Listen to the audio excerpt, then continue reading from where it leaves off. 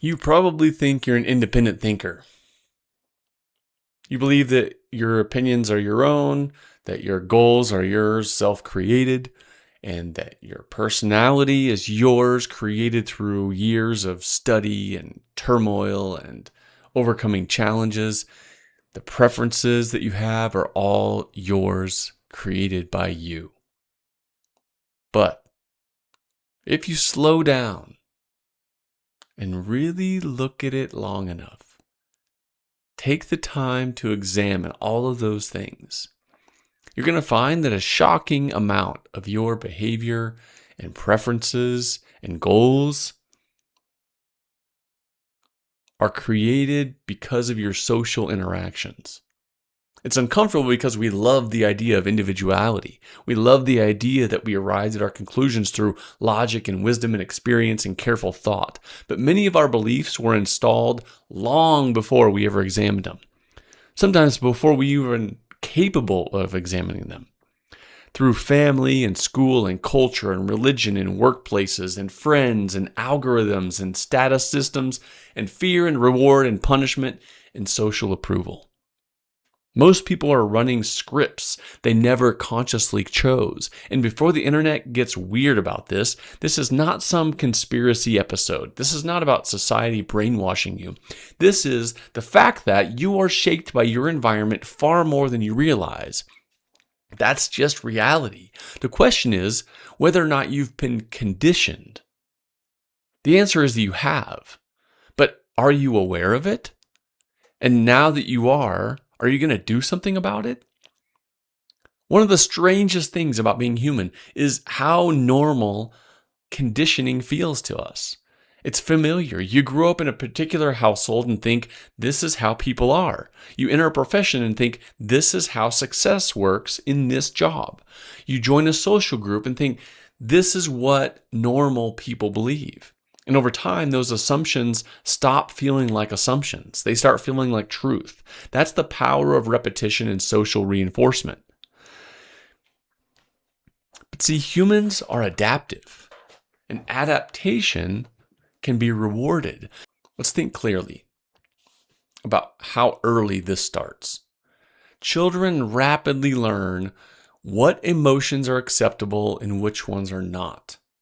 What actions, behaviors earn praise and which ones earn punishment? When tension is created or when it's released? What gets ignored and what gets attention? What identity they develop is rewarded. Some kids learn that achievement earns love. Others stay quiet and don't create problems. Still others always appear strong or never disagree. And eventually, those patterns become automatic. Then we call it personality. But sometimes what we call personality is simply adaptation conditioned. It's an important distinction because if you never examine the script, you will keep defending it as identity. Now, layer modern life on top of this. Social media and algorithms and performance culture and tribal politics and influencer economics, corporate branding, outrage cycles, identity marketing, and more. The modern world is constantly shaping our perception. Sometimes it's commercial purposes. Sometimes it's social engagement. Sometimes it's to harness our emotions or make us vote a certain way. But it's constant. The algorithm is not optimizing for truth. It's optimizing for engagement. And that changes people. Over time, many individuals stop asking, is this true? And instead they ask, will this be rewarded? Now, you may not consciously be asking that, but that's what's going on as the gears are turning. It's a dangerous shift, though, because social approval is one of the most powerful conditioning forces that humans have ever experienced. Historically, belonging meant survival. Isolation would literally kill you. So even today, modern humans instinctively fear social exile, which is why people will fake agreement, soften their convictions, self-censor, reshape opinions depending upon the audience, pretend they're enthusiastic about something that maybe they're really not, or mirror the group behavior that they want to belong in. Leadership requires awareness of this tendency. Because if your standards disappear the moment that social pressure appears, then they were just preferences. They were never standards. One of the strangest side effects of this social conditioning is that eventually people begin performing versions of themselves.